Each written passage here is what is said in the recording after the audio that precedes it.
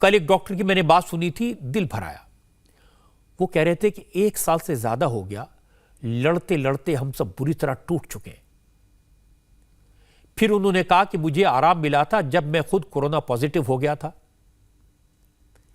लेकिन ठीक होकर फिर से उसी काम में लग गया, उसी तरह की प्रॉब्लम्स। फिर उन्होंने कहा कभी कभी तो लगता है कि फिर से कोरोना हो जाए तो आराम करने का कुछ मौका तो मिले। लेकिन फिर बोले ऐसे विचार, ऐसे थॉट्स थोड़ी देर के लिए आते हैं और फिर सारी बातों को भुलाकर मैं काम में लग जाता हूं। एक बड़ी बात डॉक्टर ने कही, उन्होंने कहा कि लोग हमसे ऐसी बीमारी का इलाज मांग रहे हैं जिसकी कोई दवाई नहीं है, जिसका कोई इलाज है ही नहीं। ऐसा वायरस जो धोखा देता है और लोगों की लापरवाही से होता है, पर करें तो क्या करें। वाकई में ऐसे डॉक्टर्स को सलाम करना चाहिए। अगर सबसे ज्यादा सम्मान होना चाहिए तो इन डॉक्टर्स का, इन वॉरियर्स का, जिनकी वजह से लाखों लोगों की जान हर रोज बचती है। लेकिन डॉक्टर्स भी इस बात से बहुत परेशान हैं कि कोरोना से जो हालत है वो कितनी खराब होती जा रही है। कुछ फिगर्स मैं आपको बताता हूं, आप सुनेंगे तो शायद आपको यकीन ना हो। उत्तराखंड में 1 महीने के भीतर कोरोना के केसेस 9000% बढ़े हैं। जी हां, 30 दिन में करीब 9000% का इजाफा। 14 फरवरी से 28 फरवरी तक उत्तराखंड में कोरोना से इंफेक्शन के सिर्फ 172 केसेस थे, लेकिन 1 अप्रैल से लेकर 15 अप्रैल के बीच उत्तराखंड में 15,000 से ज्यादा नए केसेस आ चुके हैं। आज ही उत्तराखंड में 25,000 नए मरीज सामने आए। यह उदाहरण है इस बात का कि सिस्टम पर कितना दबाव है और हर जगह है। बहुत बड़ा चैलेंज है। कोशिश हो रही है, हर लेवल पर हो रही है। आज खबर मिली कि रेलवे 5,000 कोचेस को कोविड केयर सेंटर में तब्दील कर रहा है। डीआरडीओ भी वेंटिलेटर के साथ 500 बेड की फैसिलिटी तैयार कर रहा है। यह सेंटर दिल्ली के धौलाकुआं के पास बनाया जा रहा है। ऐसी तैयारी हमने कोरोना की पहली वेव के दौरान देखी थी। आज डॉक्टर हर्षवर्धन ने कहा कि केसेस जरूर बढ़े हैं, लेकिन अब सरकार के पास, सिस्टम के पास 1 साल का अनुभव भी है। सिस्टम पर प्रेशर है, सरकार पर प्रेशर है, सब अपनी अपनी कोशिश कर रहे हैं। सरकारें नए हॉस्पिटल्स का इंतजाम कर रही हैं। कई राज्यों में बैंक्वेट हॉल्स, होटल्स और स्पोर्ट्स कॉम्प्लेक्सेस को कोविड केयर सेंटर्स में तब्दील किया जा रहा है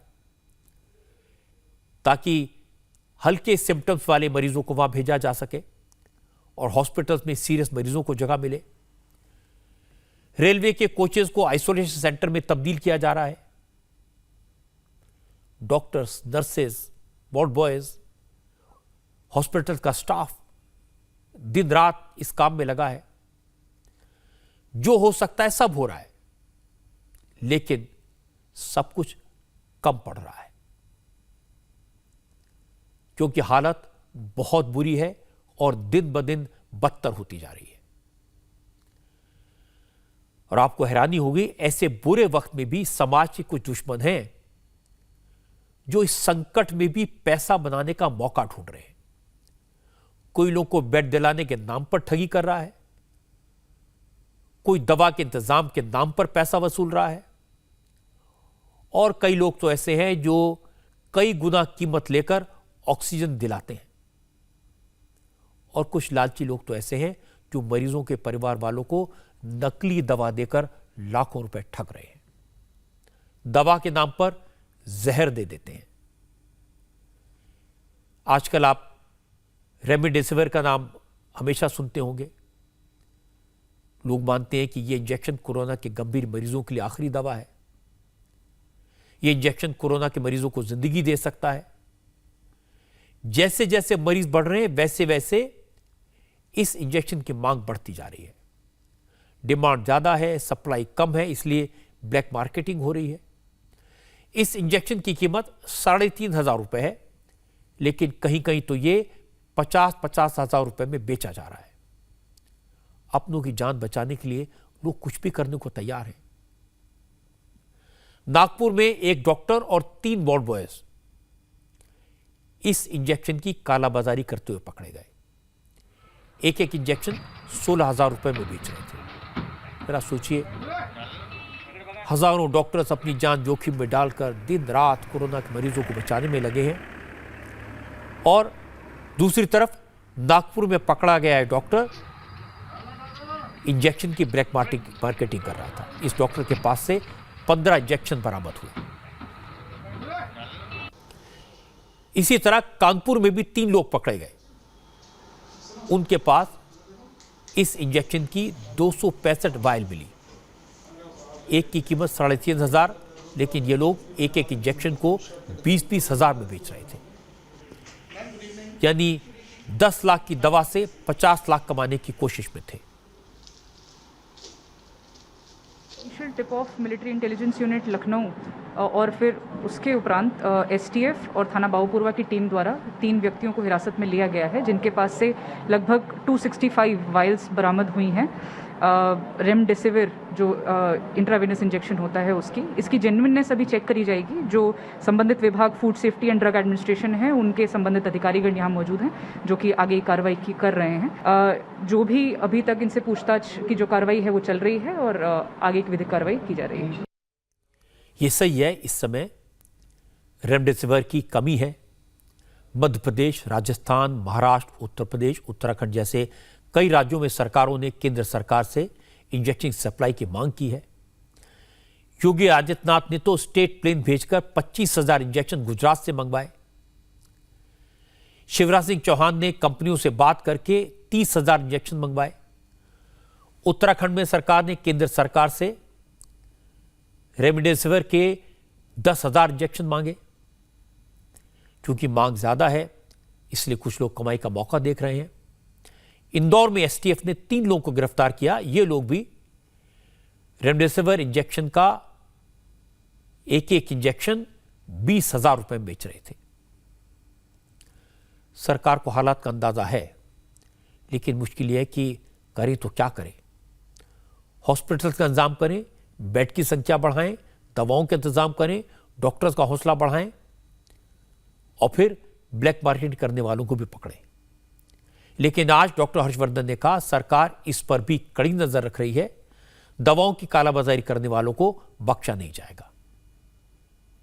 रेमडेसिविर के बारे में स्वयं हमने भी, हमारे मंत्रालय ने भी, और जो हमारा डिपार्टमेंट ऑफ फार्मास्यूटिकल्स है उसमें हमारे जो सहयोगी मंत्री हैं मंडाविया जी, उन्होंने भी एक तरफ तो उन सब कंपनियों के साथ मीटिंग की है बहुत विस्तार से जो रेमडेसिविर का प्रोडक्शन करती हैं, उनको अपनी प्रोडक्शन कैपेसिटीज़ को एनहेंस करने के लिए कहा गया है और उन्होंने उस दिशा में बहुत तेज़ी से काम शुरू किया है। दूसरी तरफ भारत सरकार के ड्रग कंट्रोलर के माध्यम से सारे देश के स्टेट ड्रग कंट्रोलर्स को सख्त इंस्ट्रक्शन की गई है कि रेमडेसिविर के संदर्भ में किसी भी प्रकार की कोई अगर होर्डिंग कर रहा है या कोई भी ब्लैक मार्केटिंग कर रहा है, काला बाजारी कर रहा है, पेशेंट को एक्सप्लॉइट कर रहा है, तो उसके खिलाफ जितनी भी सख्त से सख्त सज़ा है वो उसको देनी चाहिए। जनता के लोगों को भी हमारे को ये अपील करनी है कि ऐसी शिकायतों को आप अपने अपने स्टेट्स में स्टेट ड्रग कंट्रोलर्स के पास भी भेजिए, और अगर हमारे भारत सरकार के अंदर भी ऐसी शिकायतें आएंगी स्पेसिफिक टू इंस्टेंसेस, प्लेसेस और people, we will take strict action against such people, I can assure you that.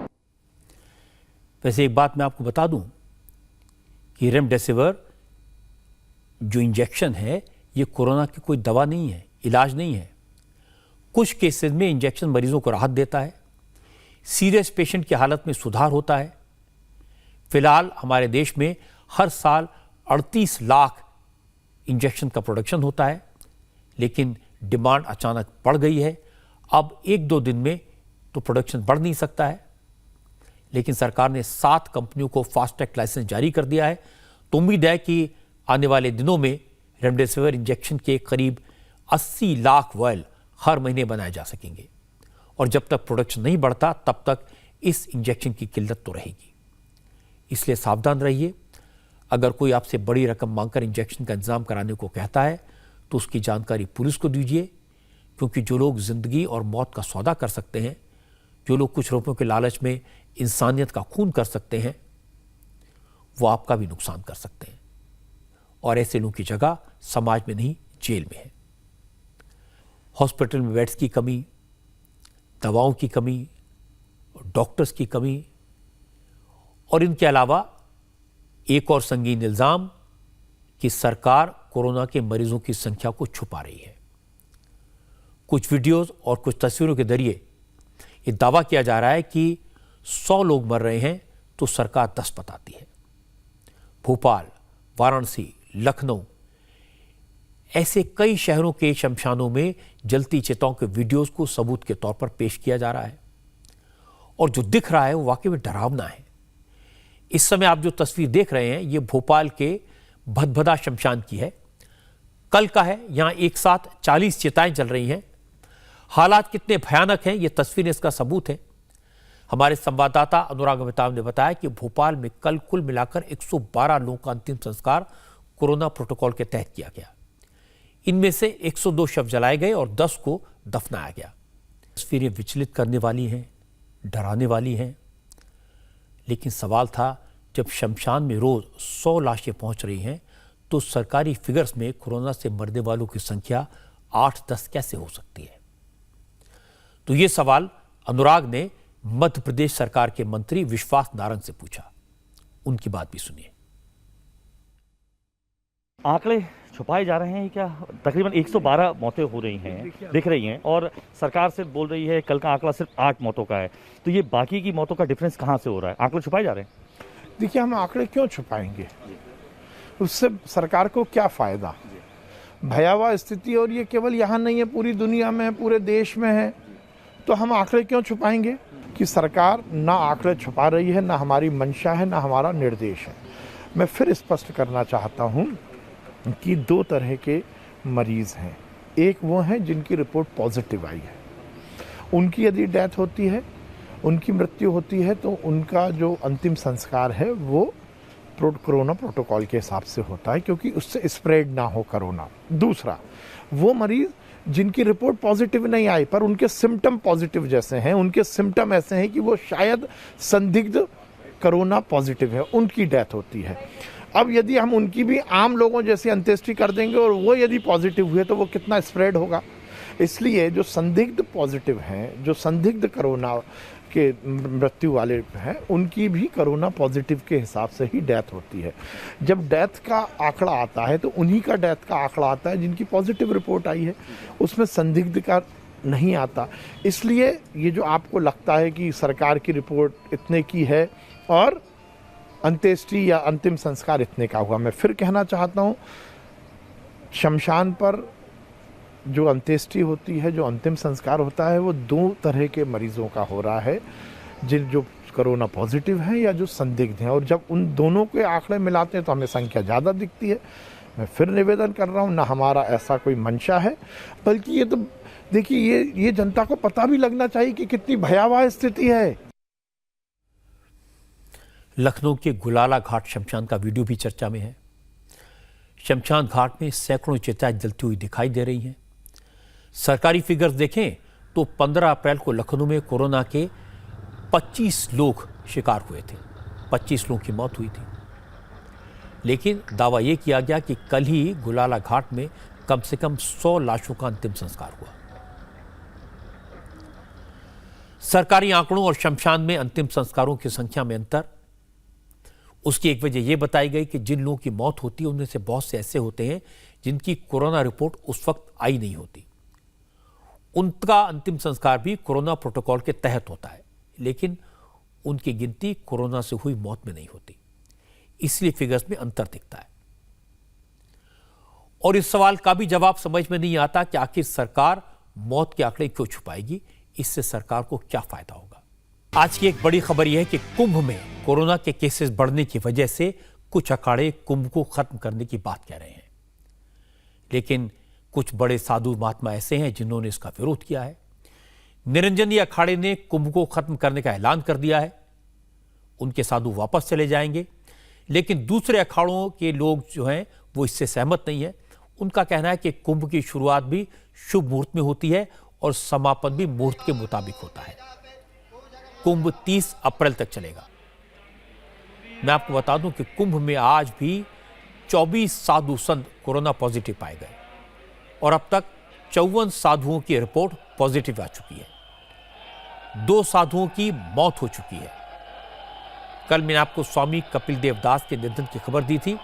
आज खबर आई कि कोरोना की वजह से महामंडलेश्वर स्वामी देवाचार्य की भी मौत हो गई। लेकिन कुछ संतों ने जिद पकड़ ली है और कह रहे हैं कि कुछ भी हो जाए, कुंभ तय वक्त पर ही खत्म होगा।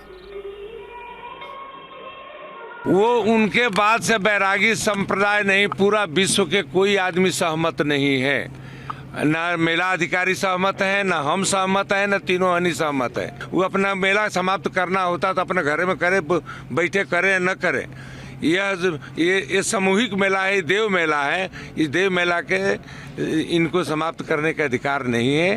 ये गलत कार्य वो लोग कर रहे हैं। इसलिए 30 अप्रैल तक ये मेला चलेगा, निर्विघ्न रूप से चलेगा। हमारे सरकार से अनुरोध है कि पब्लिक को आने दिया जाए मेला में, अब बढ़िया से मेला करें। कोरोना इस देश में नहीं रहेगा, इसके लिए यज्ञ भी हो रहा है, पूजा पाठ सभी साधु जुटे हुए हैं कि देश में शांति और कोई भी प्रकार के रोग व्याधि से मुक्त देश पावे। साधु संतों से उम्मीद तो ये होती है कि समाज को रास्ता दिखाएंगे, समाज के कल्याण की बात करेंगे। लेकिन अगर ऐसे वक्त में भी जब हजारों लोग मर रहे हैं तब साधु संत इस तरह के जिद करें तो मैं तो कहूंगा उनकी बात नहीं सुननी चाहिए। पिछले 5 दिन में हरिद्वार में रैंडम जांच के दौरान 1500 लोग कोरोना पॉजिटिव निकले हैं। लाखों लोगों की भीड़ में कितने लोग कोरोना पॉजिटिव होंगे, कितने लोग वायरस लेकर अपने गांव को लौटेंगे, ये कोई नहीं कह सकता। इसलिए देश के हित में, समाज की भलाई में अच्छा तो यही होगा कि कुंभ को खत्म कर दिया जाए। परंपराएं समाज और वक्त के हिसाब से बदलती हैं, बदलनी पड़ती हैं। और वो कैसे बदलती हैं, ये आज हमारे देश के मुस्लिम भाइयों ने करके दिखाया। आज रमजान का पहला जुमा था। पिछले साल तक इस दिन नमाज के लिए मस्जिदों में हजारों लोग जुटते थे, लेकिन इस बार कोरोना की वजह से मुस्लिम भाइयों ने मस्जिद की बजाय घर पर ही नमाज पढ़ी। दिल्ली की जामा मस्जिद हो, लखनऊ हो, पटना हो, भोपाल या फिर बेंगलोर, हर जगह से जो रिपोर्ट्स मिली उनमें दिखाई दिया कि मुस्लिम भाइयों ने जुमे की नमाज के लिए मस्जिद का रुख करने के बजाय घर पर रहना ही बेहतर समझा। मैं आपको लखनऊ के ऐशगा ईदगाह की जामा मस्जिद की तस्वीरें दिखाता हूं। उत्तर प्रदेश में आज कोरोना के 27,500 नए केसेस आए, 103 लोगों की मौत हुई। लखनऊ में तो बहुत बुरा हाल है। पिछले 24 घंटे में 6,500 नए केसेस आए हैं, 35 लोगों की जान गई है। इसलिए लखनऊ में मौलाना खालिद रशीद फिरंगी महली ने अपील की थी कि मस्जिद में 5 लोग ही जाएं, उससे ज्यादा नहीं, और जो 5 लोग जाएं वो भी कोविड प्रोटोकॉल का पालन करें। लोगों ने बात सुनी और 5 ही लोग जुमे की नमाज पढ़ने मस्जिद में गए। हर साल पहले जुमे को जाहिर सी बात है जुमे की नमाज के लिए मस्जिदों में सैकड़ों और हज़ारों की भीड़ होती थी, लेकिन कोविड-19 के जो हालात हैं, इतनी तेज़ी से जो केसेस बढ़ रहे हैं, उसके मद्देनज़र हर मस्जिद में सिर्फ 5 लोगों को ही नमाज पढ़ने के लिए कहा गया। और हमारे यहाँ जामा मस्जिद ईदगाह लखनऊ में भी जुमे की नमाज में सिर्फ 5 लोग शरीक हुए और यही सब मस्जिदों में भी लोगों ने इस रूल को फॉलो किया। मैं आपको ऐसे बहुत सारे एग्जाम्पल दिखा सकता हूं। पटना में तो जामा मस्जिद की गेट पर ताला लगा था। बिहार में एक दिन में कोरोना के 6,000 से ज्यादा नए केसेस सामने आ रहे हैं। नीतीश कुमार की सरकार ने सभी रिलीजियस प्लेसेस को बंद रखने के आदेश दिए हैं और इसे मानते हुए जामा मस्जिद को बंद कर दिया गया था। मस्जिद में उन्हीं लोगों ने नमाज पढ़ी जो यहां रहते हैं। हालांकि इमाम ने पहले ही ऐलान कर दिया था कि मस्जिद बंद रहेगी। कुछ लोगों को पता नहीं चला था, जुमे की नमाज पढ़ने के लिए मस्जिद में आए, लेकिन उन्हें एंट्री नहीं दी गई। इमाम ने लोगों से कहा घर में बैठकर ही नमाज पढ़ें। जिस तरह के हमारे सूबा बिहार के अंदर हुकूमत की तरफ से नोटिस जारी किया गया था कि बंद रहेगा, जुमा वगैरह भी नहीं होगा मस्जिद के अंदर, तो इसी तरह का अमल किया गया है। तो लिहाजा हम तमाम लोगों से गुजारिश भी करते हैं कि अपने अपने घरों में ही रहकर नमाज अदा वहीं करें। यहाँ पर जहाँ पर भी भीड़ जमा हो रही है उस जगहों के जाने से परहेज़ करें। बेंगलुरु की जामिया मस्जिद में आज करीब 5000 लोगों ने जुमे की नमाज पढ़ी। इस मस्जिद की कैपेसिटी 15,000 लोगों की है, लेकिन सरकार नियमों को ध्यान में रखते हुए 5000 लोगों को नमाज पढ़ने की इजाज़त दी गई थी। मस्जिद के गेट पर डिसइंफेक्टेंट टनल लगाई गई थी, सैनिटाइजर और टेम्परेचर चेक करने की व्यवस्था की गई थी। इमाम ने नमाज से पहले खुतबा पढ़ते हुए लोगों से मास्क पहनने और कोरोना के नियमों का पालन करने की अपील भी की। मस्जिद के ट्रस्ट ने कोरोना को देखते हुए बुजुर्गों, बच्चों और महिलाओं के मस्जिद में आकर नमाज पढ़ने पर रोक लगा दी है और उन्हें घर पर रहकर ही नमाज पढ़ने को कहा गया। चूँकि हमारी रियासत में और ख़ास तौर पर हमारे शहर में कोरोना की दूसरी लहर बहुत तेज़ी से फैल रही है, जिसकी वजह से ख़ास तौर पर हमारे शहर में 10,500 से ज़्यादा मरीज़ देखने को मिल रहे हैं और पॉजिटिव हो रहे हैं। ऐसे में हमारी ज़िम्मेदारी है कि हम एहतियाती तदाबीर जो हुकूमत के तरफ से गाइडलाइंस जारी किए गए हैं उन पर सख्ती से अमल पैरा हों। मस्जिद में भी आएँ तो फासिले को बरकरार रखकर अपनी अपनी इबादत करें और मस्जिद से जब बाहर जाएं जब भी अपने आप को बचाकर और फासिले को बरकरार रखते हुए बाहर जाएं। और ऐसे ही बाज़ारों में भी, गलियों में भी और जहां आप रहते हैं वहां भी आप एहतियाती तदाबीर पर सख्ती से अमल पैरा होना चाहिए। मुझे लगता है मुस्लिम भाइयों ने जो समझदारी दिखाई है उसकी तारीफ होनी चाहिए और कुंभ में जो साधु संत जुटे हैं उन्हें भी समझना चाहिए। इस वक्त देश के सामने बड़ा संकट है और इस संकट से हम तभी जीत सकते हैं जब सब मिलकर लड़ें। अगर एक भी कड़ी कमजोर हुई तो खतरा बना रहेगा, सबकी मेहनत बर्बाद हो जाएगी, पूरे देश को नतीजा भुगतना पड़ेगा। इसलिए साधु संतों से मैं हाथ जोड़कर अपील करता हूं कि इसमें जिद करने की जरूरत नहीं है। देश के कल्याण के लिए, समाज की भलाई के लिए वो भक्तों से वापस जाने को कहें, कुंभ को यहीं खत्म करें। परंपराएं और आस्थाएं लोगों की भलाई के लिए होती हैं, लोगों का नुकसान करने के लिए नहीं। बंगाल में 5वें फेज की वोटिंग से पहले आज बीजेपी ने ममता बनर्जी और कूच बिहार जिले के तृणमूल कांग्रेस के अध्यक्ष पार्थ प्रतिम राय के बीच बातचीत का एक ऑडियो टेप जारी किया। इस टेप में ममता बनर्जी पार्थ प्रीतम से कह रही हैं कि सीआरपीएफ की गोली से जिन लोगों की मौत हुई है उनकी लाश उठने मत देना, कल डेड बॉडीज के साथ रैली करूंगी, परिवार वालों से कहो बॉडी ना उठाएं। ममता बनर्जी पार्थ प्रतिम से यह कहती सुनाई दे रही हैं कि वो सिक्योरिटी फोर्सेस के खिलाफ एफआईआर करवा दे, जिससे बाद में कमांड जोन के एसपी को फंसाया जा सके। মাথা ঠান্ডা করে ভোটটা করো, তারপরে বিচার আমরা করবো। একদম আমি অ্যারেস্ট করাবো সব কটা সিআরপিএফকে। ডেড বডি গুলো এখন রেখে দাও, কালকে ডেড বডি গুলো নিয়ে র্যালি হবে। আজকে পরিবারগুলোকে বলবে কেউ ডেড বডি নেবে না। ঠিক ঠিক ঠিক সব থাকবে এবং আজকে আগে ভোটটা করে নাও মাথা ঠান্ডা করে। একদম একদম চালাকি হচ্ছে যাতে তুমি ভোটটা না করতে পারো, ঘুরে যাও। একদম একদম আছি ফিল্ডে আমি পড়ে আছি। করেছিল এরা কারা করেছে? CRPF CRPF CRPF. লোকগুলো কারা? আমাদেরই লোক, আমাদেরই লোক। কাজ করো, পুরো এফআইআর করবে লয়ারকে দিয়ে, নিজের ইচ্ছে মতো করবে না। ওকে ওকে এফআইআর বাড়ির লোক যেটা করবে আমি বলে দেবো আফটার ইলেকশন। ঠিক ঠিক এখনই পুরো স্টেটমেন্ট নিতে গেলে করবে না, ভালো করে এফআইআর করতে হবে লয়ারের সাথে কনসাল্ট করে, যাতে এগুলো ওদের কমান্ড জোন থেকে শুরু করে এসপি থেকে শুরু করে সব কটা পাচ্ছে। এসপি কেও পাঠাতে হবে, আইসি কেও পাঠাতে হবে। ঠিক ঠিক। इस टेप में ममता बनर्जी जो कुछ कहती सुनाई दे रही हैं उसका जवाब देना उनके लिए मुश्किल हो जाएगा। तृणमूल कांग्रेस के लोग कहेंगे किसी ने ममता की आवाज की मिमिक्री की है, लेकिन जो एमएलए है, जो पार्टी के यूनिट का अध्यक्ष है पार्थ, उसकी आवाज कौन मिमिक्री करेगा? कोई कहेगा ये ममता की प्राइवेट बातचीत थी, इसको रिकॉर्ड कैसे हुआ, किसने किया? लेकिन इन बातों का आज ज्यादा मतलब नहीं है। सवाल तो ये उठेगा कि ममता बनर्जी ने लाशों को संभाल कर रखने को कहा ताकि उन्हें अगले दिन अपनी रैली में वो इस्तेमाल कर सके। और ममता बनर्जी ने कहा कि पुलिस अफसरों को इसमें फंसाना है। पोलिंग से कुछ घंटे पहले ये टेप ममता बनर्जी के लिए परेशानी पैदा करेगा।